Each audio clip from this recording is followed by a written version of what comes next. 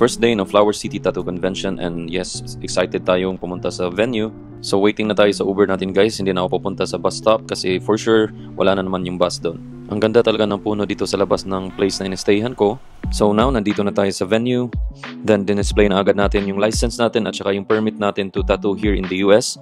Since sasali tayo ng convention, so yan, chinecheck yan ng health board dito sa US. So ito yung mga gamit natin: Energy Machine, Inkcraft Pro, Beppo, Headhunter, and Tattoo Armor para sa client natin pagkatapos natin silang tatuan. So in-expect natin guys na may health board na mag-check, but then hindi pala gaano ka-strict dito sa New York.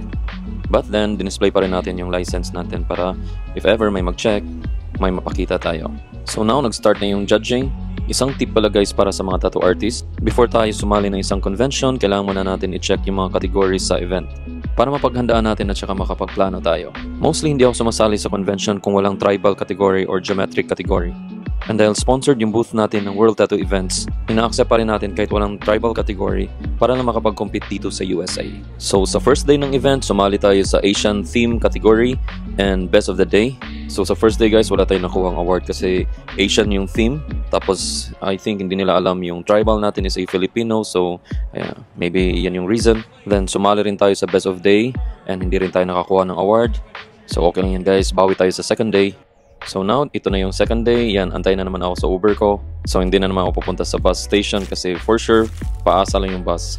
So sa second day guys, sobrang aga ko dito sa event, and yes, hindi tayo pwedeng pumasok sa venue, so kailangan mo magstay sa labas kahit sobrang lamig. Another tip pala guys sa mga tattoo artists na gustong sumali sa mga convention: you have to check and research po yung place na pupuntahan nyo. Like kagaya dito sa Rochester, hindi ko alam na ito pala yung isa sa top 5 na delikado na lugar. Isa ito sa place na pinakamalaking rating ng homicide dito sa USA. Kaya pala wala akong nakitang mga tattoo artists nagtatambay dito sa labas at saka ako lang mag-isa dito. And every time na nandito ako sa labas, biglang may mga locals na lumalapit sa akin. And buti naman nagpanggap ako na parang locals din, naka-hoodie ako, so I think akala nila local ako dito sa Rochester, so wala namang nangyari sa akin. And now, nag-start na yung second day na judging. So yan, natapos na rin tayo sa piece natin for the second day. And dito na si Grizzle sa stage, rumarampa na. So ito yung nagawa natin guys for 2 days. And again, walang tribal category kaya in-entry natin siya sa Best Large Black and Gray and Best of Freehand. So ito, twice si Grizzle pumunta sa stage, and yan, chinek na mga judges. And this time around kasi malaki na at saka nakikita na nila yung flow, so yan, parang nagka-interest na sila sa piece natin.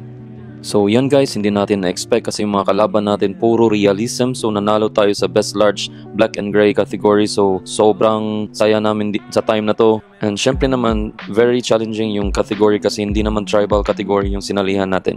So sa time na to guys, parang kontento na ako, okay na to, good na to, nanalo na tayo ng isa. So I think okay na kahit hindi ako manalo sa remaining categories.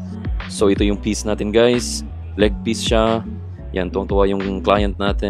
Then after, balik ulit si Grizzle sa stage para sa Best Freehand. So yan, ito parang feeling ko may chance tayo nito kasi freehand talaga yung ginagawa natin. So after ng first panalo namin, kinakabahan na rin si Grizzle. And yun guys, tinawag ulit tayo sa stage para sa first place Best in Freehand. And her artist was Michael. Make sure you get a photograph over there. And of course, pasasalamat sa mga judges and respect. Then back to the photo booth.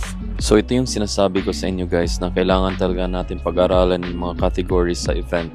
Kahit isa lang yung model mo, basta mag-fit lang siya sa category ay pwede mo siyang mai-entry. So yan guys, for second day, nakadalawang awards tayo. Then nag-entry din tayo sa best of day. But then sobrang ganda ng mga gawa ng mga entries ng ibang artists, so di tayo nakakuha ng award. So hanggang dito na lang tayo guys, and stay tuned for part 3.